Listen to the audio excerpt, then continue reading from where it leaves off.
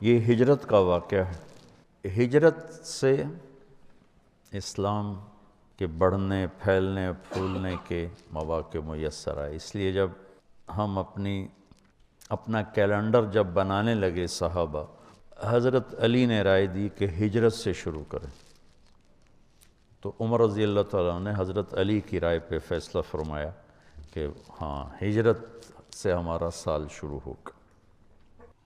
تو خیر یہ ہجرت کا واقعہ ہے۔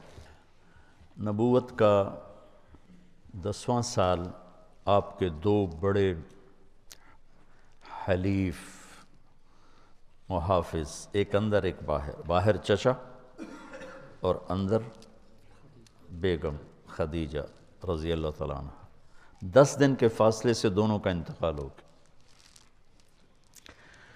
تو پھر آپ نے سوچا کہ میں ہجرت کروں۔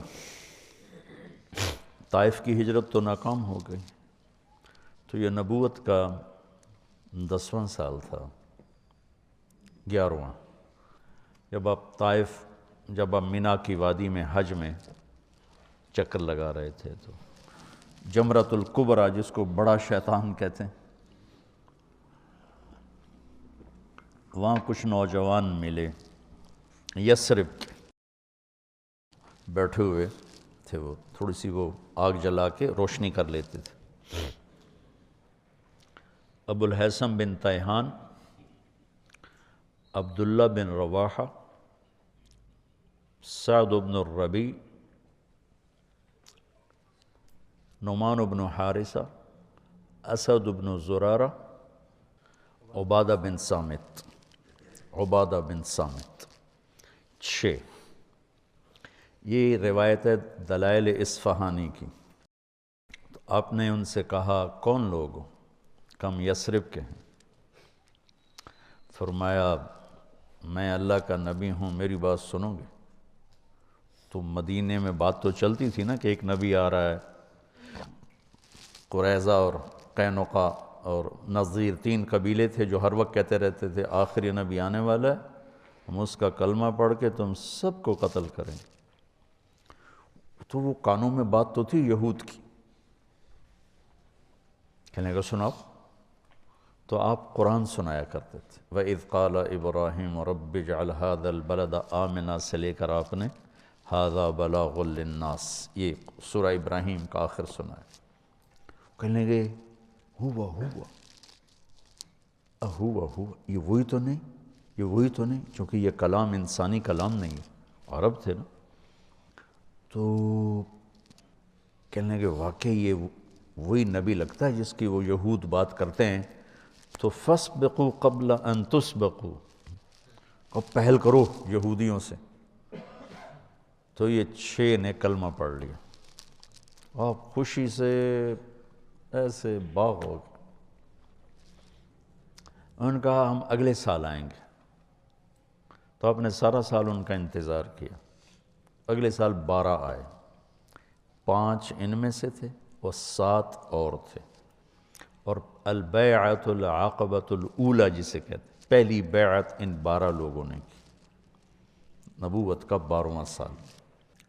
پھر کہ ہم اگلے سال آئیں گے، 13واں سال نبوت، اور اب وہ پہاڑ ہٹا دیا گیا ہے جس کے گھاٹی میں یہ سب جمع ہوئے، 2-3 پہاڑوں کے بیچ میں ایک جگہ، اب وہ جگہ کھل کے میدان ہے، اور وہاں ترکوں نے مسجد بنائی تھی۔ اس مسجد میں ایک دفعہ گیا، جب مجھے پتہ چلا جگہ کھل گئی، تو مسجد ترکوں نے یادگار چیزوں کو محفوظ کیا، انہوں نے آ کے رندہ ہی پھیر دیا۔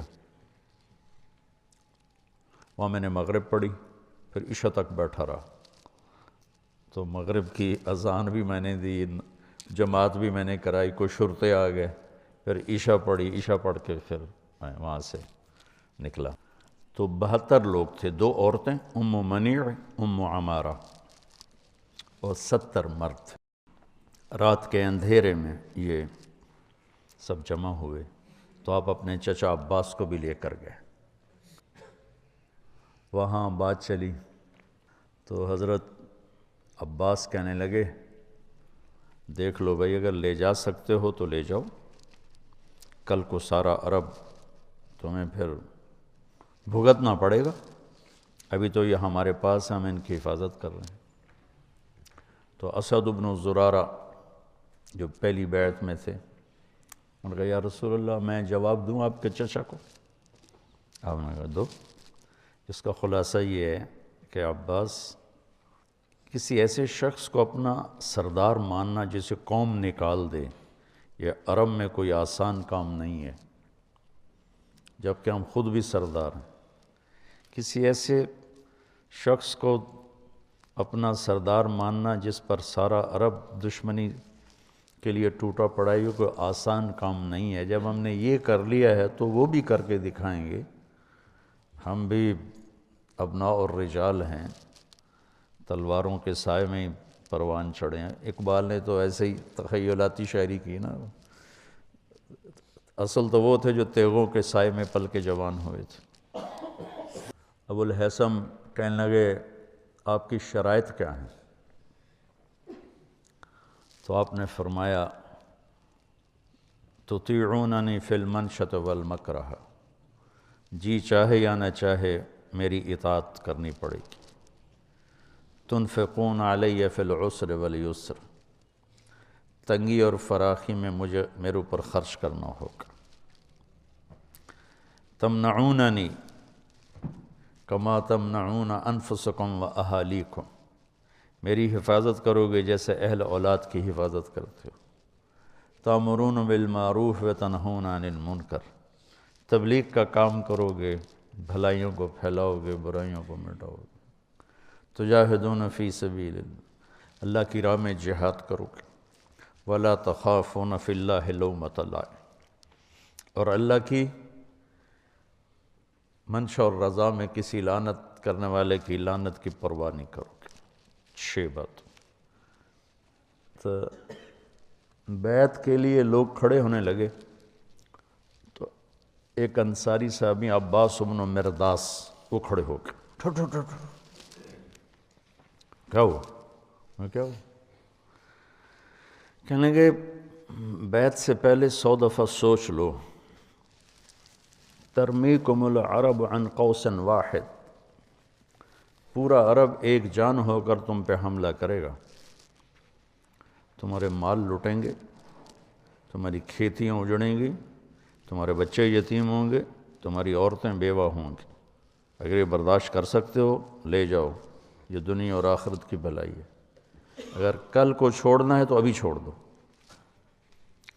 تو ابو الہیثم کھڑے ہوئے، یا رسول اللہ یہ اگر سب کچھ ہو جائے جو ہمیں یہ کہہ رہا ہے، اس پر ملے گا کیا؟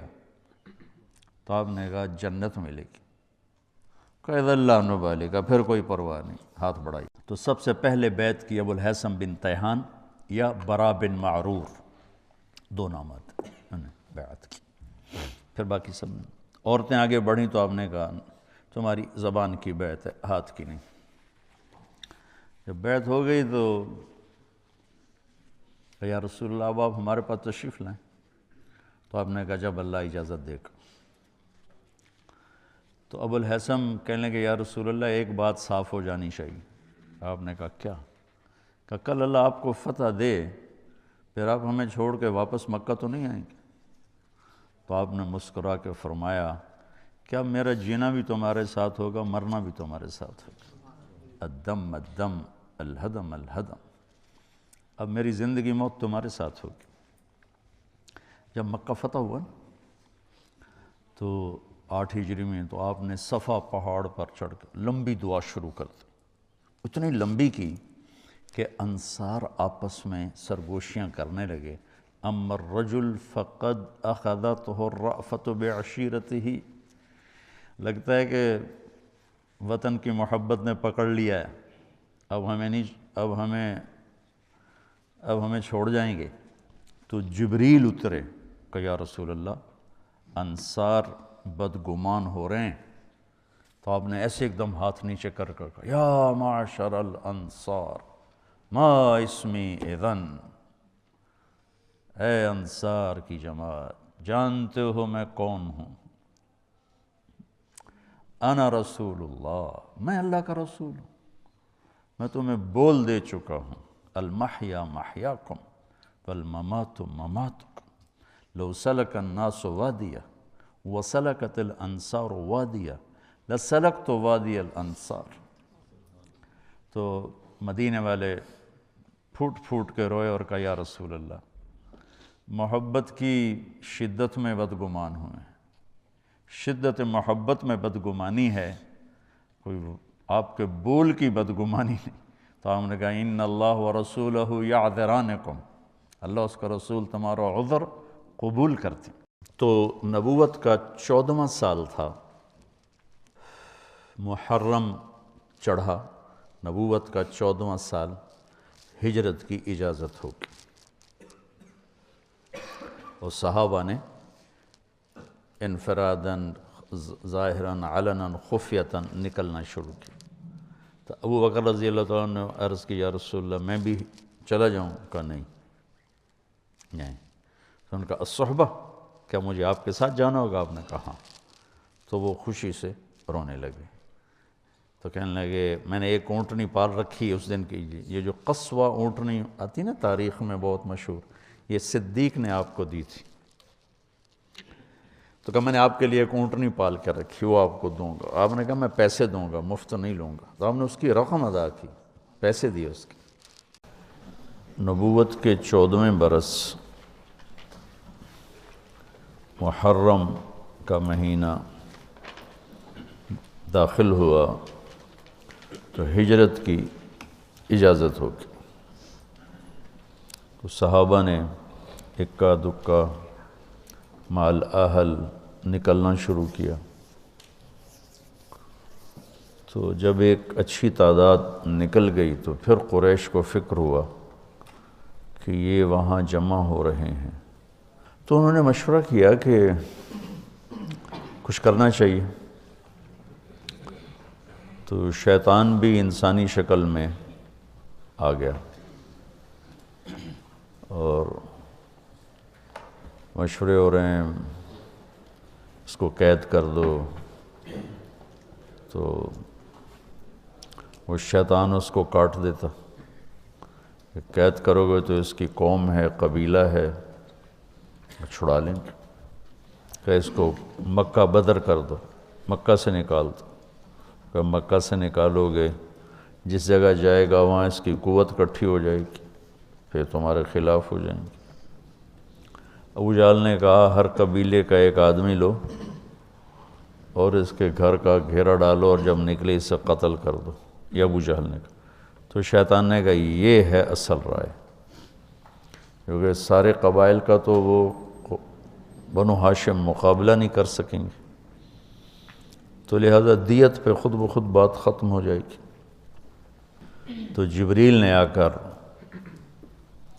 یہ بات اللہ کے محبوب صلی اللہ تعالیٰ علیہ وسلم کو بتائی اور فرمایا کہ اب آپ نکلیں۔ یہ دنیا کو اللہ نے اسباب کے ساتھ چلایا ہے، اتنے بڑی محبوب ہستی کو بھی اس کا پابند بنایا۔ براق تو اظہار قدرت تھا، اظہار ہیبت، طاقت، اس نے ایک پل میں اٹھا کے اور بیت المقدس پہنچا دیا، وہاں سے آگے براق بھی نہیں گیا، کن فیکون کے ساتھ ہی گئے۔ تو اب ضعف کا دور ہے، معجزہ نہیں ظاہر ہوا کہ جبریل آئیں اور اٹھا کے مدینے اتار دیں یا براق پہ بٹھائیں اور جا کے مدینے اتار دیں، معجزہ نہیں ہوا، کیونکہ امت کو سبق دینا ہے کہ جب ہم پہ زوال ہوگا پھر کیا کرنا ہے، طاقت میں ہوں گے پھر کیا کرنا ہے، قوت میں ہوں گے پھر کیا کرنا ہے، اجتماع قلوب ہوگا تو پھر کیا کرنا ہے، انتشار ہوگا تو پھر کیا کرنا ہے۔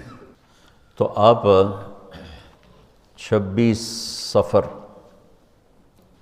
ابوبکر صدیق کے گھر تشریف لائے، محرم گزر گیا، 26 صفر تھا، اور کہا کہ ہجرت کا امر آ چکا ہے۔ دوپہر تھی شدید، ابوبکر رہتے تھے جو بڑا ہوٹل نہیں بنا، بڑا ہوٹل لمبا چوڑا، اس کے پیچھے جو محلہ تھا یہاں تھا ابو بکر، وہ جب یہ سب کچھ نہیں تھا تو اس وقت مکے کے دوستوں نے بتایا بھئی یہاں صدیق کا گھر تھا، یہاں اللہ کے نبی کا، حضرت خدیجہ کا، سارا بتایا تھا۔ ادھر رات کو یہ سارے لوگ اکٹھے ہوئے اور انہیں گھر کا گھیرا ڈال لیا۔ گرمیاں تھیں، ستمبر کا مہینہ تھا، تو آپ نے حضرت علی کو اپنی جگہ لٹایا باہر، چادر اوپر لے کے لیٹ گئے، اور آپ ان کو بیچ میں سے چیر کے نکل گئے، وَجَعَلْنَا مِن بَيْنِ أَيْدِيهِمْ سَدًّا وَمِن خَلْفِهِمْ سَدًّا فَأَغْشَيْنَاهُمْ فَهُمْ لَا يُبْصِرُونَ۔ تو شیطان نے شور مچایا، نکل گیا۔ ایک لمحے کے لیے وہ اندھے ہو گئے، پھر ایسے دیکھا تو وہ سویا ہوا ہے۔ ایسے ہی کسی نے آواز لگائی، اور کمبخت ایمان سے خالی تھے، اور معاشرت اس وقت بھی ایسی تھی کہ گھر گھس کے قتل نہیں کرتے تھے، یہ ان کے اصول تھے کہ کسی کو گھر کے اندر جا کے قتل نہیں کرنا، کہ عورتیں خوف زدہ نہ ہوں، بچے خوف زدہ نہ ہوں۔ انتظار کرتے رہے، جب صبح ہوئی تو حضرت علی اٹھے۔ اچھا، انہوں نے کیا کیا، انہوں نے کہا پتھر مارو، دیکھو کیا کرتا ہے، شاید کپڑا ہٹائے چہرے سے، تو پتھر مارے، تو حضرت علی کو پتھر لے کر ہائے کرے، لیکن چہرہ سے کپڑا نہیں ہٹایا۔ صبح ہوئی تو اٹھے تو انہوں نے پکڑ کے پٹائی شروع کر لی، کدھر ہے محمد کا، مجھے کیا خبر، تم باہر تھے میں اندر تھا، مجھے کیا خبر۔ تو پھر وہ کہنے لگے ہمیں شک تو رات کو ہی پڑ گیا تھا، اس لیے کہ اسے جتنے بھی پتھر پڑتے تھے کبھی ہائے نہیں کرتا تھا، اور تیری جو ہائے تھی نا، رات کو شک میں پڑ گئے تھے کہ یہ وہ نہیں ہے، لیکن بس ہم دھوکہ کھا گئے۔ تو آپ وہاں سے نکلے، تو یہ 27 کی رات تھی، 27 صفر، اور ستمبر کا مہینہ تھا، تو 622 عیسوی تھی۔ تو ادھر ہے مدینہ اور ادھر ہے جبل ثور۔ تو ابو بکر نے عرض کی میں نے ایک غار ڈھونڈ رکھا ہے، پہلے وہاں چلتے ہیں، تو جب ہماری تلاش ذرا رک جائے گی پھر ہم نکلیں گے۔ تو اللہ کے نبی پنجوں کے بل چل رہے تھے، پنجوں کے بل اس لیے چل رہے تھے کہ پاؤں کا نشان دیکھ کر کھوجی پیچھے نہ پہنچ جائے۔ یہ ایک علم تھا جو اب مٹ گیا ہے، چونکہ سڑکیں پکی ہو گئیں تو چور کا نشان ختم ہو جاتا ہے۔ جب سڑکیں کچی ہوتی تھیں تو اس کے قدموں کو کھوجی پہچانتا ہوا چلتا اس کے گھر پہنچ جاتا تھا، چاہے وہ 100 میل ہوتا تھا۔ تو یہ کوئی مکہ سے غار ثور 3 میل تھا، تو آپ ایسے جا رہے تھے ایسے۔ ابو بکر کبھی آپ کے آگے چلتے، کبھی پیچھے چلتے، کبھی آگے چلتے، کبھی پیچھے چلتے۔ تو آپ نے پوچھا یہ کیا کرتے، کبھی آگے کبھی پیچھے؟ تو کہنے لگے اخاف الرصد فامشی امامک، اخاف الطلب فامشی خلفک۔ جب مجھے یہ خیال آتا ہے کہ کوئی آگے چھپا ہوا حملہ آور حملہ نہ کر دے دشمن تو میں آگے ہو جاتا ہوں، جب مجھے خیال آتا ہے پیچھے سے کوئی پہنچ نہ جائے تو میں پیچھے ہو جاتا ہوں، اس طرح۔ تو آپ نے بہت شکریہ ادا کیا ان کا۔ جب پہاڑ پہ چڑھنے کا وقت آیا تو آپ کی انگلیاں زخمی ہو گئی تھیں ایسے چلتے چلتے۔ کس قدر نبی اسباب کی رعایت کر رہے ہیں، اسباب کی رعایت کتنی ضروری ہے۔ تو ابو بکر نے آپ کو کندھے پہ بٹھایا اپنی کمر پہ، اور غار جبل ثور ایسے سیدھا پہاڑ ہے ایسے، میری آج تک ہمت نہیں ہوئی چڑھنے کی، حالانکہ کتنے سالوں سے اللہ لے جا رہا۔ تو آپ کو اپنے کمر پہ بٹھا کے اوپر پورا پہاڑ اوپر چڑھے، پھر آپ کو باہر کھڑا کر دے گا، آپ اندر نہیں جائیں گے، خود اندر گئے، ایسے اس کو ٹٹول کے جتنے سوراخ تھے پتھروں سے بند کر دیے، سوراخ باقی بچ گئے۔ تو اپنی پگڑی اتاری پھاڑ پھاڑ کے سوراخ بند کی، پھر سوراخ باقی تھے، کرتا اتارا اور پھاڑ پھاڑ کے سوراخ بند کیے، ایک باقی رہ گیا جس میں وہ سانپ تھا۔ علماء نے لکھا ہے کہ وہ سانپ جو ڈس رہا تھا، ایک تو سانپ اپنی فطرت سے ڈستا ہے نا، علماء نے لکھا ہے وہ اس لیے ڈس رہا تھا کہ وہ راستہ مانگ رہا تھا دیدار نبوت کے لیے۔ یہ کئی علماء نے یہ لکھا ہے کہ وہ اپنی فطرت سے نہیں، احتجاج کر رہا تھا کہ میں نے راہ دے، میں بھی دیدار کروں، میں بھی دیکھنا چاہتا۔ یہ تھا تو کہا یا رسول اللہ آئیے۔ جب آپ اندر تشریف لائے تو اندھیرا تھا، پتہ نہیں چلا، تھوڑی سی روشنی ہوئی تو دیکھا ابوبکر کا نہ کرتا تھا نہ عمامہ۔ تو آپ نے پوچھا تیرا کرتا کدھر ہے، تیری پگڑی کدھر ہے؟ تو انہوں نے اشارہ کیا کہ یہ سارے سوراخ تھے۔ تو اللہ کے نبی کی آنکھیں چھلک پڑیں، اور آپ نے ایک دم بے ساختہ کہا یا اللہ میں ابوبکر سے راضی ہوں، تو بھی اس سے راضی ہو جا اور اسے جنت میں میرا ساتھی بنا دے۔ تو اسی وقت جبریل اترے اور آ کر کہا یا رسول اللہ، اللہ تعالیٰ خوشخبری دے رہے ہیں کہ وہ آپ کے ساتھی سے راضی ہو چکے ہیں اور جنت میں یہ آپ کے ساتھی بھی ہیں۔ یہ خوشخبری ہے کہ یہ جنت میں آپ کے ساتھی ہیں۔ تو انہوں نے قریش نے کھوجی بلا لی، تو انہوں نے وہ انگلیاں پکڑ لیں اور ان انگلیوں پہ چلتے چلتے چلتے جبل سور پہنچا دیا۔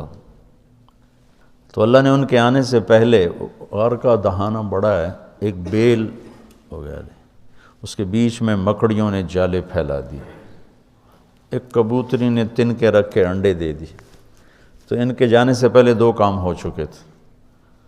تو وہ کھوجی کیسا، حالانکہ پہاڑ پہ تو کچی زمین پہ تو پورا پاؤں لگتا ہے، پہاڑ پہ تو ایسے ایک آدھ کوئی نشانی پڑتا ہوگا، تو کیسا علم تھا، ان کو لا کر اس نے دروازے پہ کھڑا کر دیا، کہا یہ اس سے آگے کوئی نہیں۔ تو ابی بن خلف کہنے لگا تیرا دماغ خراب، یہ جالا محمد کی پیدائش سے بھی پہلے کا بنا ہوا ہے، اور تو کہتا ہے ادھر گھس گئے، بے وقوف کہاں لے کے آ گیا؟ اب ابوبکر ڈر رہے تھے کہ یا رسول اللہ اب کیا ہوگا؟ تو آپ نے کہا ما ظنک باثنین اللہ ثالثہما، جن کا اللہ ساتھی ہو ان کو کیا پریشانی؟ تو امیہ بن خلف نے وہیں دروازے غار کے منہ پہ بیٹھ کے اندر منہ کر کے پیشاب کیا، اب دونوں سامنے بیٹھے تھے۔ تو آپ نے مسکراتے ہوئے فرمایا دیکھو اگر یہ ہمیں دیکھ سکتے تو یہ یہاں بیٹھ کے پیشاب کرتا۔ تو انہوں نے آرام سے وہاں پیشاب کیا، وہ سامنے بیٹھے ہوئے تھے دونوں۔ اللہ نے بیچ میں پردہ ڈال دی۔ قرآن ابوبکر صدیق کے اندر کے جذبے کو بتاتا ہے، لا تحزن لا تحزن۔ قوم موسیٰ جب سامنے پانی اور پیچھے فرعون، تو ان کے جذبات کی ترجمانی کرتا ہے انا لمدرکون، انا لمدرکون۔ 40 برس کی صحبت اٹھائی ہے دو نبیوں کی، ہارون اور موسیٰ۔ وہ کلیم اللہ ہیں، پہلے رسول کلیم اللہ، رسول تو ان سے بھی پہلے تھے، کلیم اللہ پہلے کلیم اللہ ہے، اور 4 بڑے انبیاء میں سے ایک ہیں، ابراہیم، موسیٰ، عیسیٰ، نوح، اور 5ویں ہمارے نبی سب سے بڑے۔ تو جب آگے سمندر اور پیچھے فرعون، تو ان کو اپنے نبی کی کوئی فکر نہیں رہی، نہ موسیٰ علیہ السلام نہ ہارون۔ انا میں غور کرو اور لام پہ غور کرو، ایک انا اور لام، اس کا ترجمہ میں یوں کیا کرتا ہوں کہ کہنے لگے موسیٰ تو نے مروا کے ہی چھوڑا ہمیں، آپ کا کیا بنے گا، اب کیا ہوگا، آپ کی جانوں کو خطرہ ہے، ہم مارے گئے، ہم پکڑے گئے۔ تو آگے موسیٰ علیہ السلام نے اتنی شدت سے کہا کلا۔ کلا کا ترجمہ میں یوں کیا کرتا ہوں کہ ہو تسی اسے لیک کہ یا تسی پانی ڈوب جاؤ یا تو فرعون لتر مارے، لیکن ان معی ربی، میرا رب میرے ساتھ ہے، مجھے بچائے گا تو میری تو فعل تم بھی بچو گے۔ تو انا لمدرکون ان کے ذہن کی عکاسی کرتا ہے پستی ذہن کہ صرف اپنی پڑ گئے، اور لا تحزن عکاسی کرتا ہے کہ ابراہیم ابوبکر اپنی جان کا اگر خوف ہوتا تو لفظ آتا لا تخف، انہیں غم لگ گیا اپنے نبی کا کہ اب میرے نبی کا کیا ہوگا۔ تو حزن اپنے لیے نہیں، اپنے دوسرے کے لیے، آپ کی باپا کا کیا بنا، اب میرے نبی کا کیا بنے گا، اس کیفیت کے لیے قرآن نے اس میں عظمت صدیق ہے لا تحزن، کہ انہیں اپنا کوئی فکر نہیں تھا، انہیں فکر پڑ گیا نبی کی۔ تو انہوں نے کہا ان اللہ معنا، اور ان اللہ معنا صدیق کو بھی اپنے ساتھ لے لیا، تیرے میرے دونوں کے ساتھ اللہ ہے، فکر۔ موسیٰ علیہ السلام نے صرف اپنے آپ کو لیا ان کے اس جملے کی وجہ سے، ان معی ربی، میرا رب میرے ساتھ۔ تو یہ یعنی اس امت اور اس امت کا فرق میں آپ کو بتا رہا ہوں کہ دونوں لفظ قرآن میں ہیں، سبحان، کیا کمال ہے۔ اور میں سوچتا ہوں کتنے پست عقل لوگ تھے، اتنے معجزے دیکھ کر 4 قدم چلے تو کہنے لگے اجعلنا الہا کما لہم آلہہ، یعنی بالکل ہی بدھو تھے ہوتے۔ اور اللہ کے نبی فوت ہوئے، رب ابو بکر کا خطبہ سنو، من کان یعبد محمدا فإن محمدا قد مات ومن کان یعبد اللہ فإن اللہ حی لا یموت۔ وہ کہہ رہے ہیں اجعلنا الہا کما لہم آلہہ، موجودگی یہ انبیاء، 2 انبیاء کی موجودگی، اور یہاں وہ دنیا چھوڑ چکے ہیں اور ان کا ایک ادنا خادم اعلان کر رہا ہے من کان یعبد محمدا فإن محمدا قد مات ومن کان یعبد اللہ فإن اللہ حی لا یموت۔